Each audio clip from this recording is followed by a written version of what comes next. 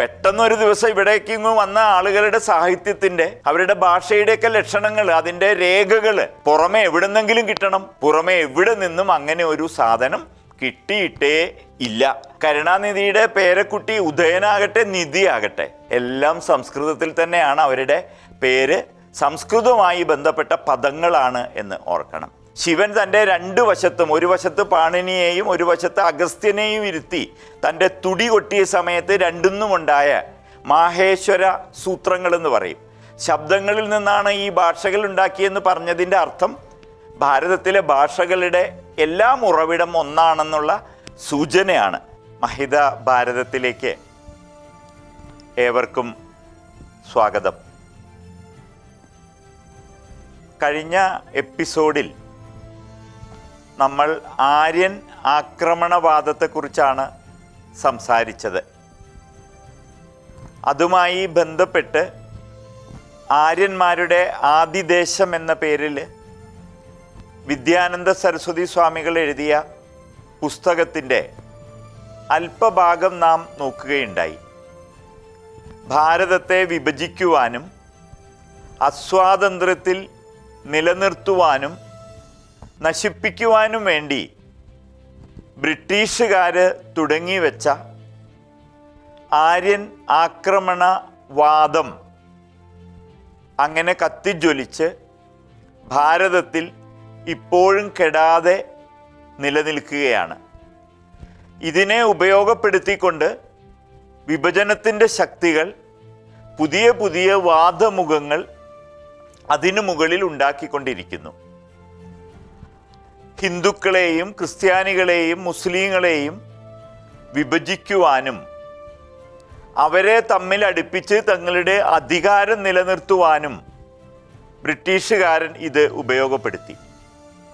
പിന്നീട് വിവിധ മതസ്ഥർ അവരുടെ കാര്യം നേടാൻ വേണ്ടിയും അവരുടെ താല്പര്യത്തിനു വേണ്ടിയും ഇതിനെ ഉപയോഗിച്ചു. കാംബ്രിഡ്ജ് ഹിസ്റ്ററി ഓഫ് ഇന്ത്യ എന്ന പുസ്തകത്തിൽ ആദ്യമായിട്ട് ബ്രിട്ടീഷുകാർ ഇത് അവതരിപ്പിച്ചതും തമിഴ്നാട്ടിലും മറ്റ് പ്രദേശങ്ങളിലും ഇത് ഉപയോഗപ്പെടുത്തി കലഹങ്ങൾ ഉണ്ടാക്കിയതും ഭാരതത്തിലെ മനീഷികൾ ഇതൊരു കള്ളക്കഥയാണെന്ന് തെളിയിക്കാൻ വേണ്ടി പരിശ്രമിച്ചതും യുനെസ്കോ ഉൾപ്പെടെയുള്ള സ്ഥാപനങ്ങൾ അത് അംഗീകരിച്ചതും തുടർന്ന് നമ്മുടെ കേന്ദ്ര വിദ്യാഭ്യാസ മന്ത്രിമാരായിരുന്ന PC സേത്തിയെയും KC പന്തിനെയും സമീപിച്ച് ഭാരതത്തിലെ ചരിത്രകാരന്മാർ നമ്മുടെ പുസ്തകങ്ങളിൽ നിന്ന് ഇത് മാറ്റണമെന്ന് ആവശ്യപ്പെട്ടതും എന്നാൽ അവർ അതിന് തയ്യാറാവാതിരുന്നതുമെല്ലാം കഴിഞ്ഞ എപ്പിസോഡിൽ നാം ചർച്ച ചെയ്തു. നമുക്കതിൻ്റെ തുടർഭാഗം നമുക്ക് നോക്കാം. അന്ന് പറഞ്ഞിരുന്നു നമ്മുടെ ആളുകളോട്, എതിരഭിപ്രായമുള്ളവരോട് അത് രേഖപ്പെടുത്താൻ. എന്നാൽ ഇത് കണ്ട ആളുകൾ ഇതിനോട് യോജിക്കുകയാണ് ഉണ്ടായത്. എതിരഭിപ്രായമാണ് നമുക്ക് ആവശ്യം. അതിൻ്റെ അടിസ്ഥാനത്തിലാണ് തുടർ എപ്പിസോഡുകളിൽ ഈ വിഷയം നാം അവതരിപ്പിക്കാൻ ഉദ്ദേശിക്കുന്നത്. നമുക്ക് അതിൻ്റെ ബാക്കി ഭാഗത്തേക്ക് വരാം. 1993 ഇറങ്ങിയ ഈ പുസ്തകത്തിൻ്റെ 1-ാം പതിപ്പായിരുന്നു ഞാൻ ആദ്യമായിട്ട് ഈ വിഷയത്തിൽ വായിച്ച പുസ്തകം. ആ 1-ാം പതിപ്പിനെ ഒന്ന് കാണിക്കാം. 2 രൂപയായിരുന്നു അതിൻ്റെ വില. നിത്യഭാരതി ബുക്സ്, ചെങ്ങന്നൂര്. ആചാര്യ നരേന്ദ്രഭൂഷൺ തർജ്ജമ ചെയ്ത് പ്രസിദ്ധീകരിച്ച പ്രസ്തുത പുസ്തകം ഒന്ന് കാണൂ.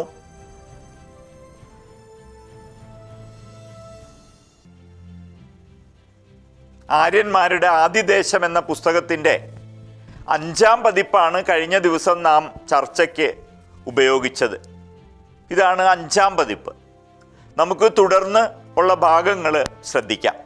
ആര്യന്മാർ എന്ന് പറഞ്ഞ ഒരു കൂട്ടരെ ഇവിടെ ദ്രാവിഡരെ കീഴടക്കാൻ വേണ്ടി വന്നിട്ടില്ലെന്നും ഈ ദേശത്തുണ്ടായിരുന്ന, ആദ്യം മുതലേ ഉണ്ടായിരുന്ന ആളുകളാണ് ആര്യന്മാർ അഥവാ നമ്മൾ ഭാരതീയരെന്നും നാം കാണുകയും നേരത്തെ നമുക്കത് വെളിവാവുകയും ചെയ്ത കാര്യമാണ്. ഇനി തുടർന്ന് പറയുന്നത് നോക്കൂ. ആര്യാവർത്തം എന്നാണ് ഭാരതത്തെ ഏറ്റവും ആദ്യം വിളിച്ചിരുന്ന പേര്. അതല്ലാതെ അതിനു മുമ്പ് ഒരു പേരും ഭാരതത്തെ വിളിച്ചിരുന്നതായിട്ട് രേഖകളില്ല. അത് ഈ പുസ്തകത്തിൽ രേഖപ്പെടുത്തിയിട്ടുണ്ട്. ഈ ദേശത്തിൻ്റെ അതിപ്രാചീന നാമം ആര്യാവർത്തം എന്നാണ്. മനുഷ്യർ പാർക്കുന്നിടങ്ങൾക്കെല്ലാം ആ ഭൂഭാഗത്തിൻ്റെതായ പേരുണ്ടായിരുന്നു. ആര്യന്മാർക്ക് മുമ്പ് ഇവിടെ ദ്രാവിഡരോ മറ്റോ ഉണ്ടായിരുന്നെങ്കിൽ അവരുടെ ഭാഷയിലും സാഹിത്യത്തിലും ഈ രാജ്യത്തിൻ്റെ പേര് നിശ്ചയമായും ഉപലബ്ധമായേനെ.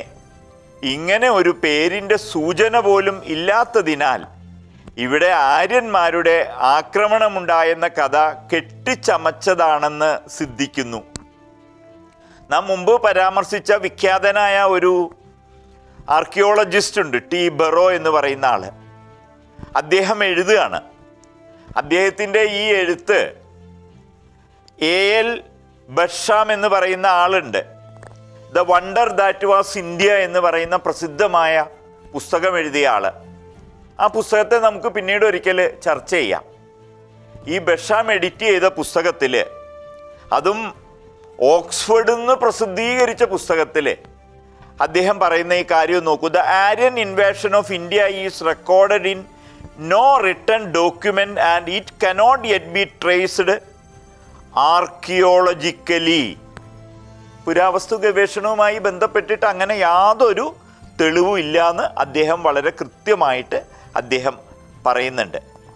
ഇത് ഈ ദേശത്തിൻ്റെ പ്രാചീനതമമായ സംസ്കാരാവശിഷ്ടമാണ്.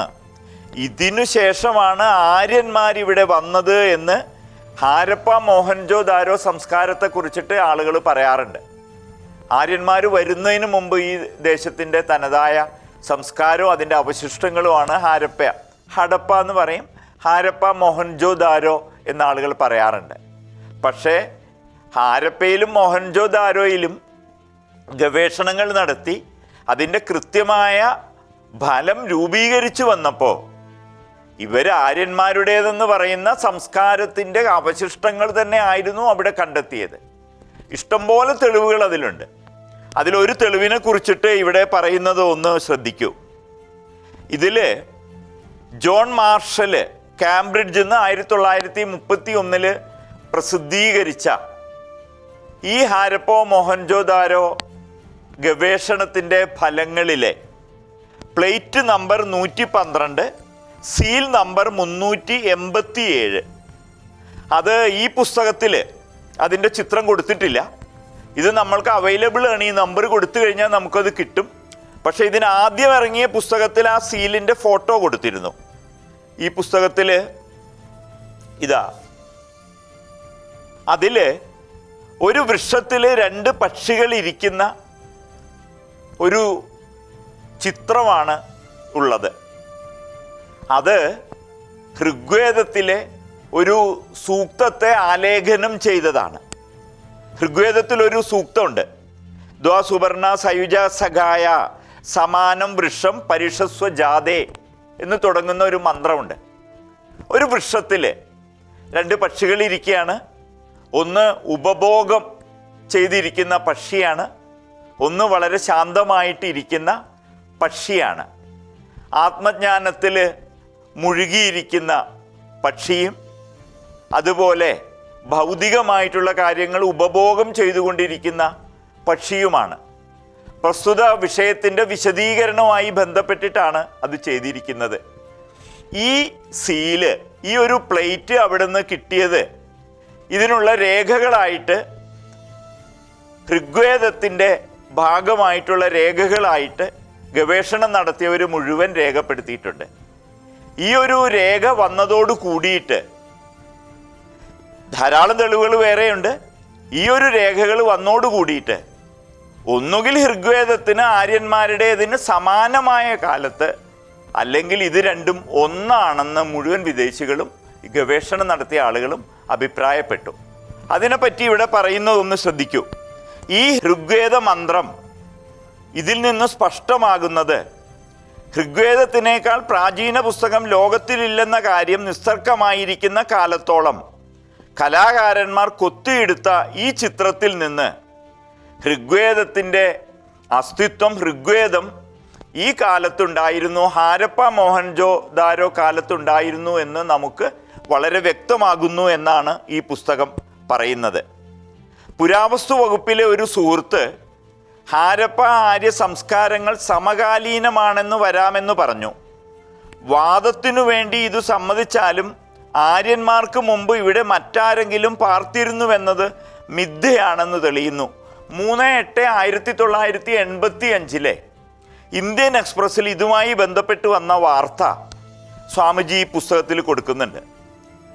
Mister Vishnu Shridhar Wakankar, former head of archaeology, department of Ujjain university, claimed here on Thursday that he had successfully made a breakthrough in solving the mystery of the writing of the seals found in the Indus Valley civilization of Harappa and Mohenjo-daro. He claimed that the Indus Valley civilization script was original to India and its roots are found in the Aryan civilization. He challenged the foreign claims that the Indus Valley civilization was non-Aryan by stating the recent results were based on computers. കൃത്യമായ ഗവേഷണം നടത്തിയിട്ട് ഇത് ആര്യന്മാരുടേതല്ലാത്തൊരു സംസ്കാരം ആയിരുന്നില്ല ഹാരപ്പ മൊഹൻജോ ദാരോ എന്ന് claim ചെയ്തതായിട്ട് ഈ പത്രത്തിൽ കൊടുക്കുന്നുണ്ട്.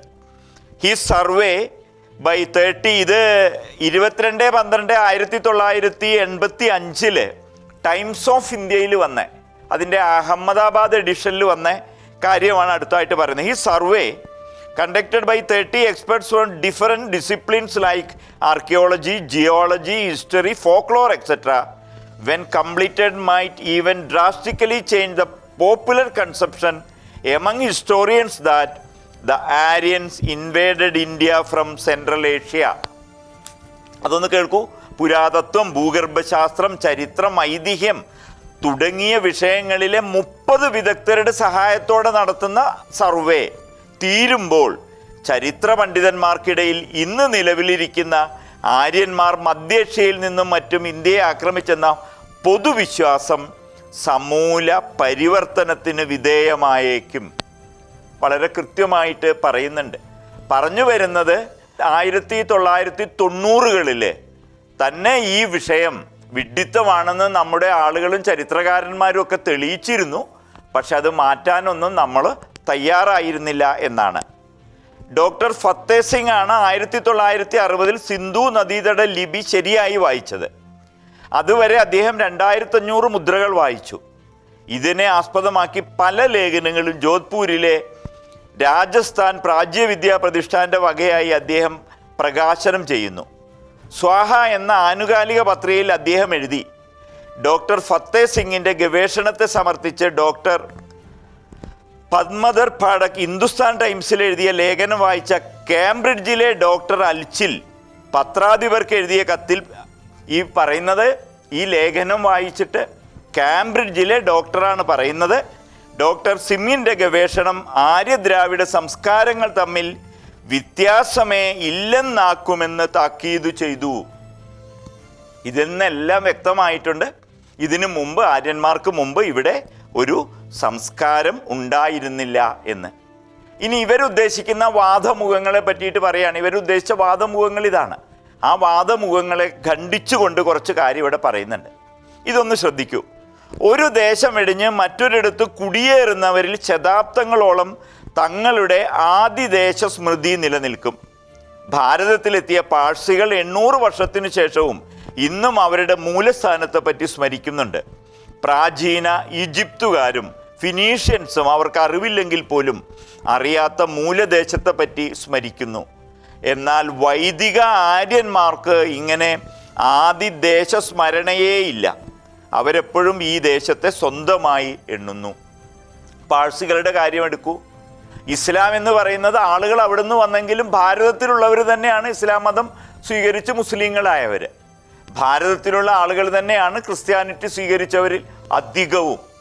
ഇതൊക്കെ ആണെങ്കിലും പാഴ്സികൾക്ക് അവരുടെ ആദിദേശത്തെക്കുറിച്ച് സ്മരണയുണ്ട്. മുസ്ലിങ്ങളെ സംബന്ധിച്ചിടത്തോളം അവരുടെ ആദിദേശത്തെക്കുറിച്ച് അവർ ഓർക്കുന്നുണ്ട്. ഇവിടെ വന്ന ജൂതന്മാർ അവരുടെ ആദിദേശം എന്ന് പറഞ്ഞിട്ട് അവർ ഓർക്കുന്നു. സ്വാതന്ത്ര്യം കിട്ടിയൊരു രാജ്യം കിട്ടിയപ്പോൾ അവർ പോകുന്നു. ക്രിസ്ത്യാനികൾക്ക് അവരുടെ ആദിദേശത്തെക്കുറിച്ചിട്ടുള്ള ഓർമ്മയുണ്ട്. ഇങ്ങനെയൊക്കെ ആണെങ്കിൽ ഋഗ്വേദം പോലുള്ള കൃതികൾ എഴുതിയ ആര്യന്മാര് എന്തെങ്കിലും ഏഷ്യയിലെ മറ്റേതെങ്കിലും ഒരു സ്ഥലം അവരുടെ ആദിദേശമായിട്ട് എഴുതും. അങ്ങനെ എഴുതിയിട്ടുണ്ടോ എന്ന ചോദ്യത്തിന് ഇല്ല എന്നാണ് ഉത്തരം. അപ്പം അവർക്ക് ആദിദേശം എന്ന് പറഞ്ഞ ആര്യന്മാർക്ക് വേറൊന്നും ഇല്ല എന്നുള്ളതിൻ്റെ കൃത്യമായ തെളിവാണ്. വൈദിക സാഹിത്യം പ്രാചീനതമമാണ്. ആര്യന്മാർ വെളിയിൽ നിന്ന് വന്നവരാണെങ്കിൽ വെളിയിൽ എവിടെയും നിന്ന് അവരുടെ സാഹിത്യം ലഭിക്കാത്തതെന്ത്? പെട്ടെന്നൊരു ദിവസം ഇവിടേക്ക് വന്ന ആളുകളുടെ സാഹിത്യത്തിൻ്റെ അവരുടെ ഭാഷയുടെയൊക്കെ ലക്ഷണങ്ങൾ, അതിൻ്റെ രേഖകൾ പുറമെ എവിടെന്നെങ്കിലും കിട്ടണം. പുറമെ എവിടെ നിന്നും അങ്ങനെ ഒരു സാധനം കിട്ടിയിട്ടേ ഇല്ല. അതാണ് ഇവിടെ വെളിവാക്കുന്നത്. അവിടെങ്ങാനും അല്പമാത്രം സാഹിത്യമെങ്കിലും ലഭിക്കേണ്ടതായിരുന്നു. ഭാരതത്തിൽ വന്നതിന് ശേഷമാണ് അവരുടെ ബുദ്ധി വികസിച്ചെന്ന് പറഞ്ഞാൽ അത് യുക്തിക്ക് നിരക്കുകയില്ല. പകരം ആര്യന്മാരിൽ കുറേ പേർ ഭാരതത്തിൽ നിന്ന് മറ്റ് ദേശങ്ങളിൽ കുടിയേറിയെന്ന് പറഞ്ഞാൽ അത് ശരിയാവും. അവർ സാധാരണ തരക്കാരായിരുന്നതിനാൽ കുടിയേറിയെടുത്ത് ഉന്നത തലത്തിലുള്ള സാഹിത്യമോ സംസ്കാരമോ നൽകാൻ അവർക്ക് കഴിഞ്ഞില്ലെന്ന് വരാം. ഈ പുസ്തകം എഴുതുന്ന കാലത്ത് റഷ്യയിൽ പഠിക്കുന്ന പഠിപ്പിച്ചിരുന്ന പാഠപുസ്തകങ്ങളിൽ ഭാരതത്തിൽ നിന്ന് തിബത്ത് വഴിയാണ് ആര്യന്മാർ ലോകത്തിൻ്റെ മറ്റ് ഭാഗങ്ങളിലേക്ക് പോയത് എന്ന് പറയുന്നുണ്ട്. ഈ ഒരു പുസ്തകത്തിൽ തന്നെ ഇറാനിലെ ഷാ, ഞാൻ ആര്യമെഹറാണ്, ആര്യമെഹർ എന്ന് പറഞ്ഞാൽ സൂര്യനാണ്, ഞാൻ സൂര്യവംശക്കാരനായ ഭാരതത്തിൽ നിന്ന് വന്ന ആര്യനാണെന്ന് ക്ലെയിം ചെയ്തിരുന്ന കാര്യം പറയുന്നുണ്ട്. ഭാരതത്തിൽ നിന്നാണ് ആര്യന്മാർ വന്നിരുന്നതെന്ന് ഇറാനിലെ അന്നത്തെ പാഠപുസ്തകത്തിൽ പഠിപ്പിച്ചിരുന്ന കാര്യവും ഈ പുസ്തകത്തിൽ പറയുന്നുണ്ട്. ഭാരതത്തിൽ നിന്ന് ആര്യന്മാർ മറ്റിടത്തേക്ക് പോയി എന്നല്ലാതെ മറ്റൊരു സ്ഥലത്തു നിന്ന് ആര്യന്മാർ വന്നതിന് യാതൊരു രേഖയും ഇല്ലെന്ന് ഇവിടെ വ്യക്തമാകുകയാണ്. ഇനി ഋഗ്വേദത്തിൽ, ആര്യന്മാരുടെ കൃതിയായ ഋഗ്വേദത്തിൽ പറയുന്ന സ്ഥലനാമങ്ങൾ മുഴുവൻ പഞ്ചാബും ഹിമാലയവും അതുപോലുള്ള നമ്മുടെ ഭാരതത്തിൻ്റെ ഭാഗങ്ങൾ മാത്രമാണെന്ന് സൂചിപ്പിക്കുന്നു. വേറെ ഒരു സ്ഥലത്തെ പറ്റി അതിൽ യാതൊരു പരാമർശവുമില്ല. യൂറോപ്പിലെ വിവിധ ഭാഷകളിൽ ഒന്നിലും ആര്യ ശബ്ദത്തിൻ്റെ തദ്ഭവങ്ങളില്ല. ഈ പ്രദേശങ്ങൾ വല്ലതും ആര്യന്മാരുടെ ആദിദേശമായിരുന്നുവെങ്കിൽ ആര്യശബ്ദം വല്ല സമാന രൂപത്തിലും ഉണ്ടാകുമായിരുന്നു. യൂറോപ്പിലോ എവിടെയും ഈ ആര്യന്മാരുടെ ഇതിന് തദ്ഭവമായിട്ടൊരു സംഗതി ഇല്ല എന്നും ഇവിടെ തെളിയുന്നു. ഭാരതീയ ഭാഷകളിൽ പലതിലുമുള്ള അനാരി എന്ന പദം ചരിത്ര പ്രാധാന്യമുള്ളതാണ്. അനാര്യയുടെ അപഭ്രംശമാണിത്. ആര്യ പഠിപ്പും സംസ്കാരവുമുള്ളവരെ കുറിക്കുമ്പോൾ അനാരി, അനാഡി മുതലായ അറിവില്ലാത്ത അപരിഷ്കൃതരെ കുറിക്കുന്നു. രാവണനെയൊക്കെ ദ്രാവിഡനായിട്ട് ഇപ്പോൾ പലരും പറയാറുണ്ട്. രാവണനെയും ഭാര്യ വിളിക്കുന്നുണ്ട് ആര്യപുത്ര എന്ന്. ശ്രീരാമനെ ആര്യപുത്ര എന്ന്, ആര്യ എന്നാണ് വിളിച്ചിരുന്നത്. കൈകേയിയെയും കൗസല്യയെയും ഒക്കെ വളരെ ശ്രേഷ്ഠകളായിട്ടുള്ള ആര്യകളായിട്ട് വിളിച്ചിരുന്നു. രാമനെ പുറത്തു ചാടിച്ച് ഭരതനെ വാഴിക്കാൻ തീരുമാനിച്ച സമയത്ത് കൈകേയിയെ അനാര്യ എന്ന് വിളിക്കുന്നുണ്ട്.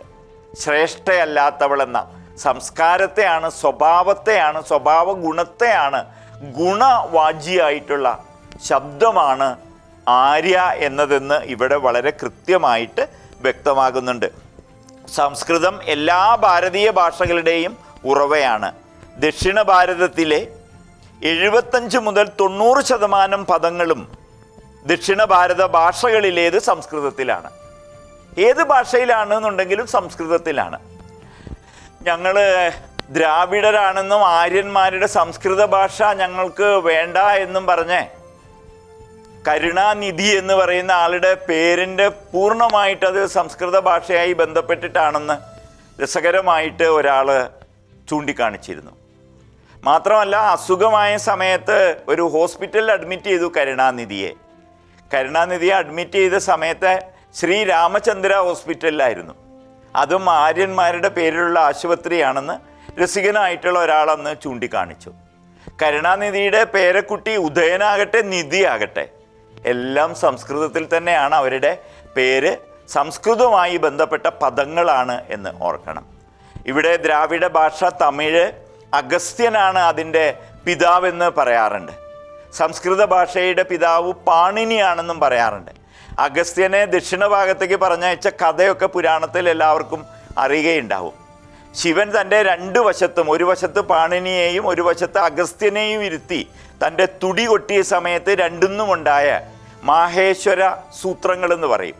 ശബ്ദങ്ങളിൽ നിന്നാണ് ഈ ഭാഷകൾ ഉണ്ടാക്കിയെന്ന് പറഞ്ഞതിൻ്റെ അർത്ഥം ഭാരതത്തിലെ ഭാഷകളുടെ എല്ലാം ഉറവിടം ഒന്നാണെന്നുള്ള സൂചനയാണ്. ഈ അർത്ഥത്തിലെല്ലാം നോക്കുമ്പോൾ ഇവർ പറഞ്ഞിരിക്കുന്ന യാതൊരു കാര്യങ്ങൾക്കും ഒരു അടിസ്ഥാനവുമില്ലെന്ന് ഇവിടെ നിന്ന് വ്യക്തമാകുന്നു. അവർക്കൊരൊറ്റ ഉദ്ദേശം ഉണ്ടായിരുന്നുള്ളൂ, വൈദിക ധർമ്മത്തെ താഴ്ത്തിക്കെട്ടുക, ആംഗ്ലേയ സാമ്രാജ്യം ഉറപ്പിക്കുക, ഭാരതീയരെ ക്രിസ്ത്യാനികളാക്കുക, നമ്മെ വിഭജിക്കുക. ഇത്തരം ഭ്രാന്ത പ്രചാരണത്തിന് പിന്നിലുണ്ടായിരുന്നത് ഈ ലക്ഷ്യങ്ങൾ മാത്രമാണ്. ഇനി ദക്ഷിണേന്ത്യയുടെ ചരിത്രം ഏറ്റവും നന്നായിട്ട് എഴുതിയിട്ടുള്ള ശ്രീനിവാസ അയ്യർ തൻ്റെ പുസ്തകത്തിൽ ദ്രവീഡിയൻ സ്റ്റഡീസിൽ എഴുതിയ ഒരു കാര്യം ഇവിടെ പറയുക. The Aryas and Dasyus are referred to not as indicating different races.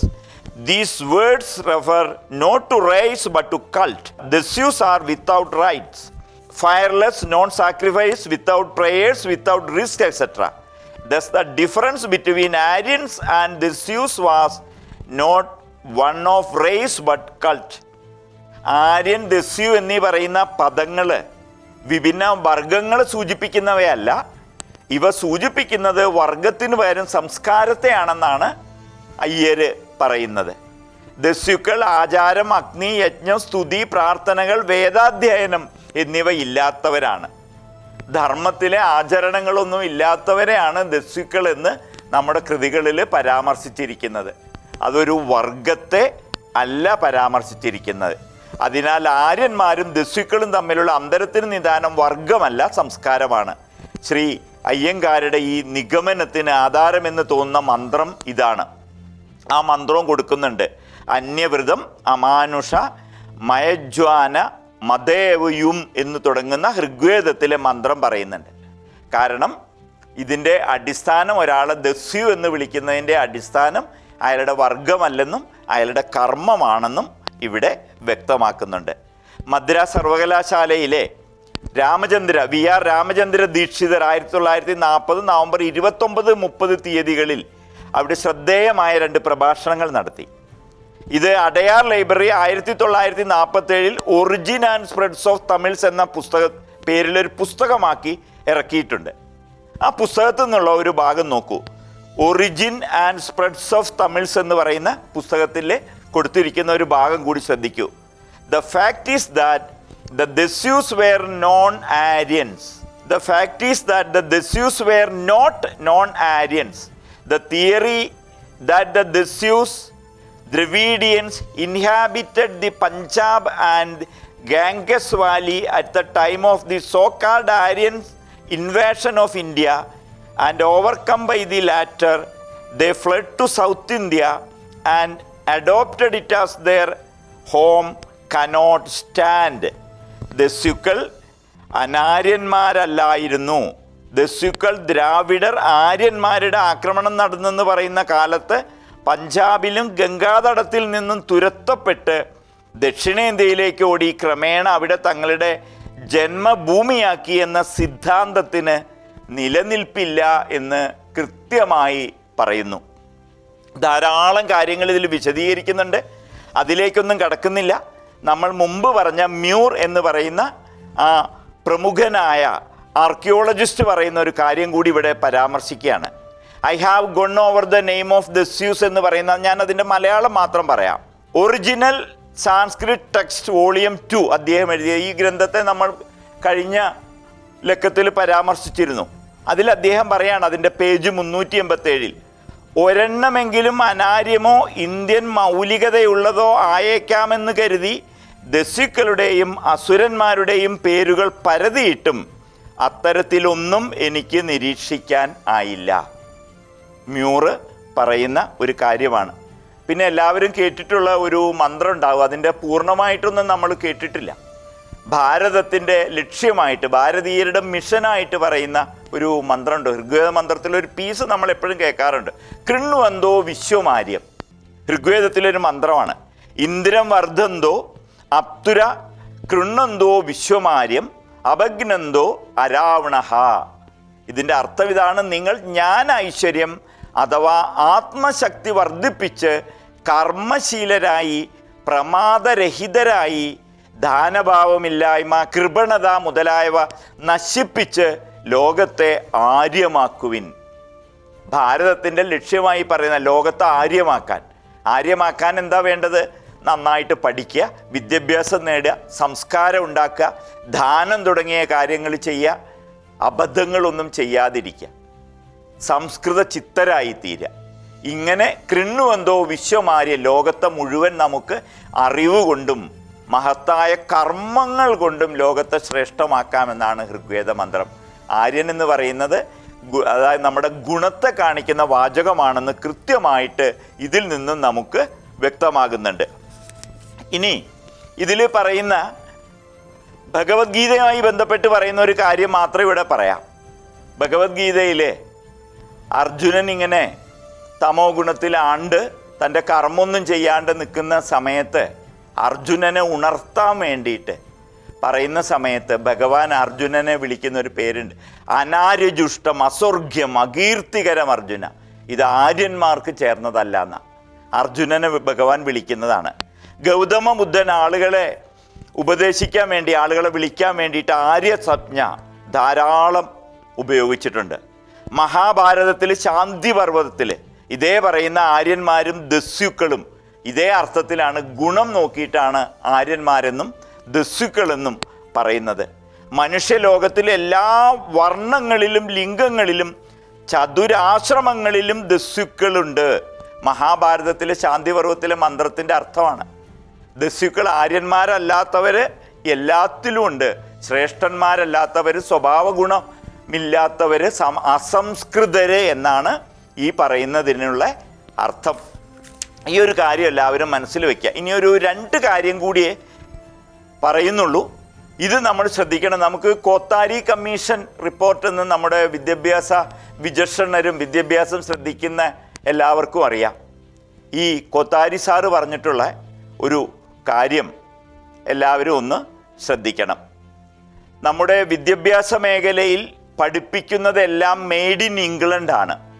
ഈ അവസരത്തിൽ മഹാശാസ്ത്രജ്ഞനും വിദ്യാഭ്യാസ വിചക്ഷണനും യൂണിവേഴ്സിറ്റി ഗ്രാൻസ് കമ്മീഷൻ ചെയർമാനുമായ ഡോക്ടർ ദൗലത് സിംഗ് കോത്താരി 1969 ദില്ലിയിൽ നടന്ന international conference on science and ടെക്നോളജിയുടെ സമാപന സമ്മേളനത്തിൽ ചെയ്ത പ്രസംഗത്തിൽ നിന്ന് അല്പം ഉദ്ധരിച്ചെഴുതുന്നത് യുക്തമാണ്. അദ്ദേഹം പറഞ്ഞു, I regret that the centre of gravity of India's intellectual life was outside India.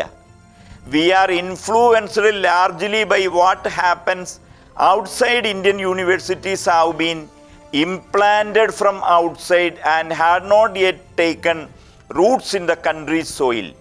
Indian thought enshrined in ancient Sanskrit books did not find a place in country's university education.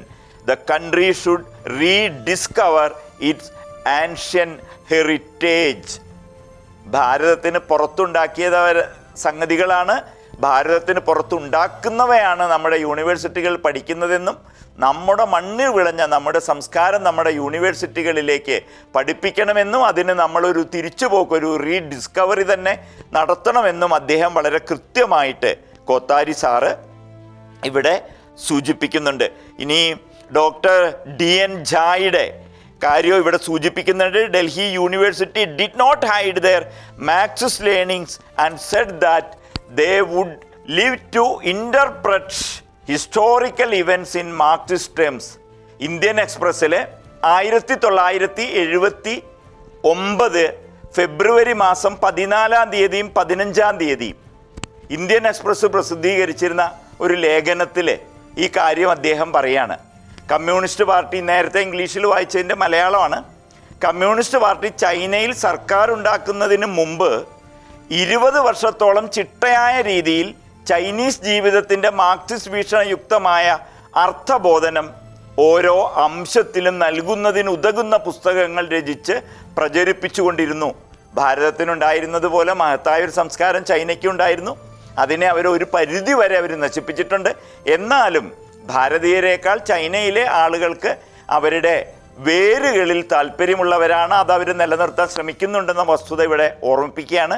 ഇനി ഇതിൻ്റെ ബാക്കി ശ്രദ്ധിക്കൂ.